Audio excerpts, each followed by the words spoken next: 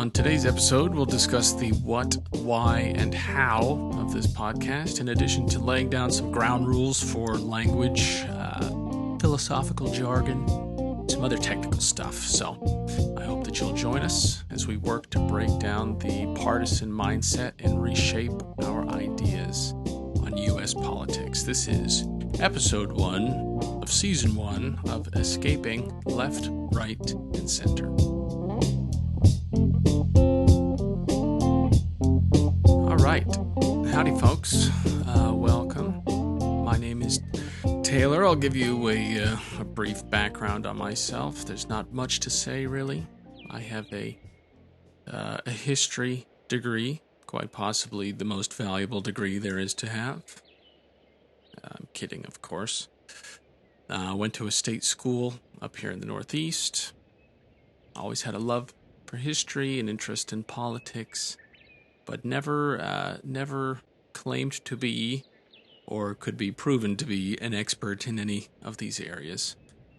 I think, like many folks, this is an interest, a passion project, and so I would call myself maybe questing. Is that the right word? Questing for knowledge, as opposed to someone who claims to have answers, no answers, things of that nature. So that, of course, begs the question, what knowledge are we questing for specifically, which brings us to the what of this podcast. What specifically is this about?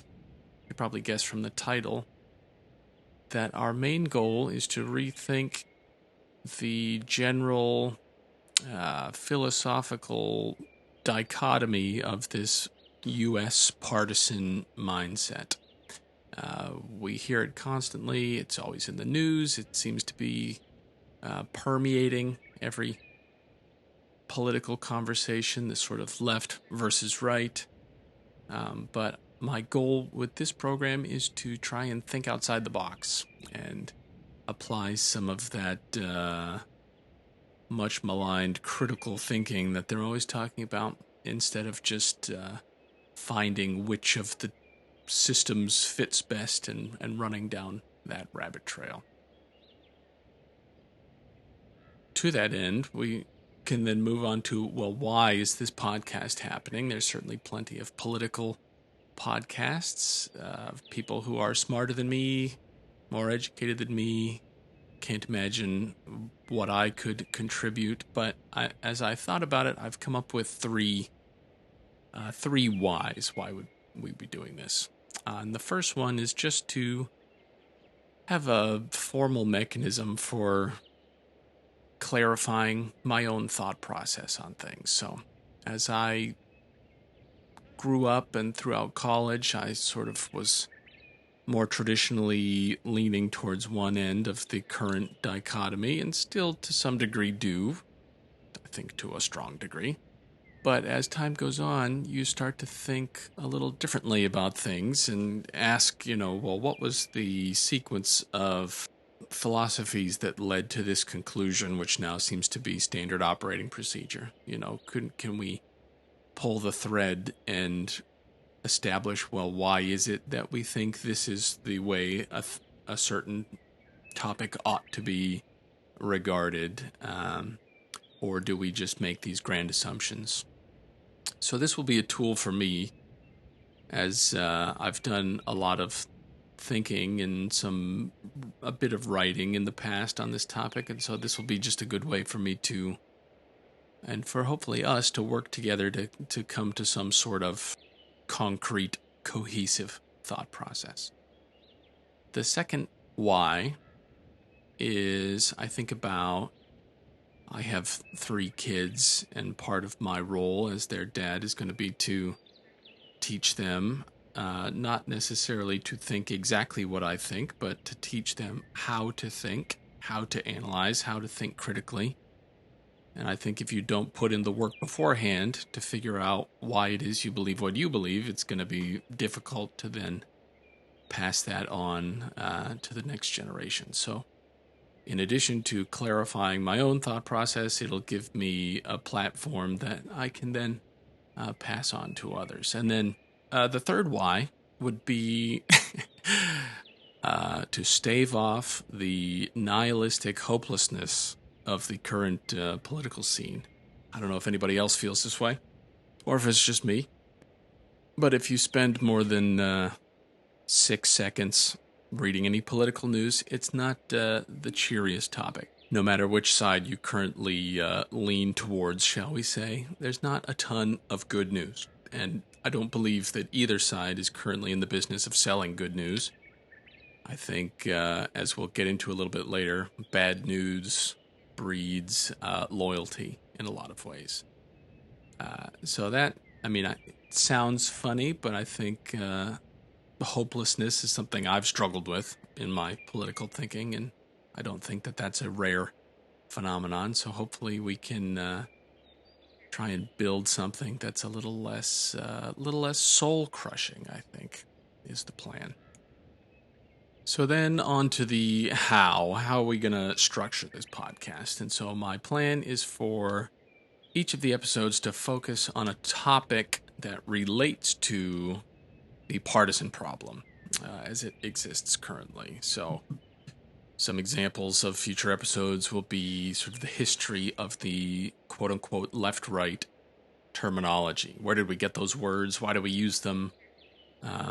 They obviously had to start somewhere, so I think that's a fascinating little history lesson. Another is why are there only two parties? Does centrism exist? And if it does it work? I think there's some debate to be had there. And then as we establish these ideas, we go back in history and think about, sort of these base layers of this problem. We can then begin to analyze, introduce some potential solutions, and sort of think, well, in light of this problem and its history heretofore, what are some ways that we could think differently, or should we completely abandon this altogether? Okay, now on to some general ground rules. So we are gonna lay some sort of structure to our analysis so that we're not just shouting into the void and irritating people on either side. And the first of those ground rules is we're going to dedicate ourselves to avoiding cliches, tropes, and platitudes. There's so many of these floating around in discourse as a type of conversational shorthand that I think we sometimes this might be strong, but it's a form of intellectual laziness to just use buzzwords and reductionary language to sort of get to a point faster than needs be. So one idea I had regarding this is the idea of a recipe, right? We all know cooking where you'd say, man, I could really go for a pizza. We don't say, I could really go for some flour, salt, water, cheese, pepperoni in an oven for 12, right? So like we use the word pizza as a summary term to describe the ingredients, but not only ingredients, but the sequence of events that leads to pizza, right? So the combination of ingredients. So we're going to try and not speak in recipes in the sense that like we're not going to say pizza, even though that's shorter and easier. We're going to stick to the ingredients and the process. So some examples I can think of is like the term trickle-down economics. That's one that we hear sometimes. But what actually is trickle-down economics? That's like saying pizza.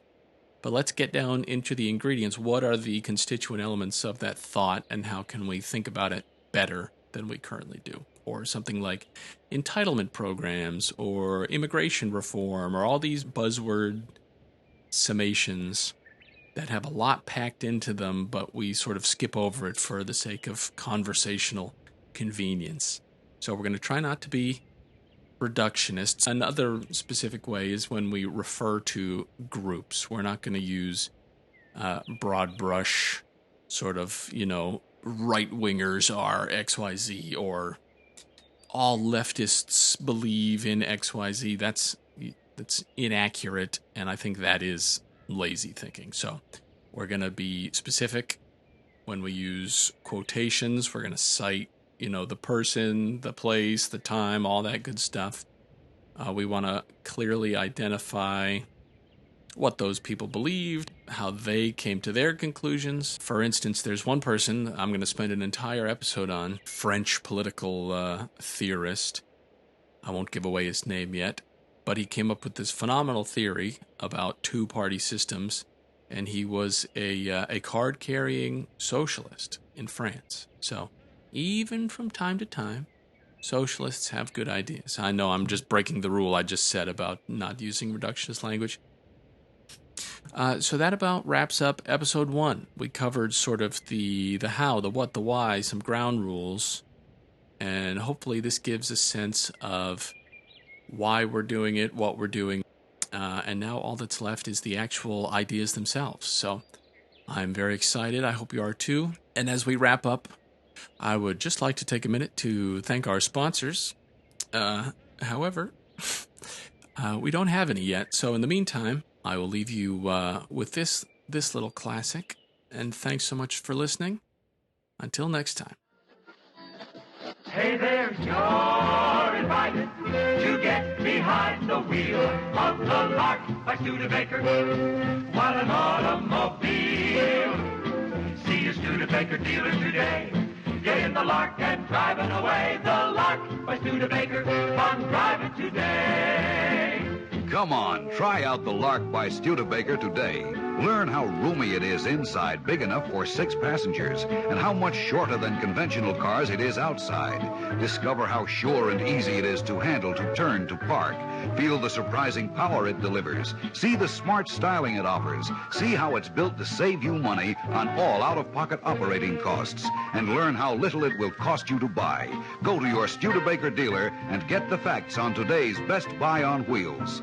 Come on, you're invited to get behind the wheel of the Lark by Studebaker.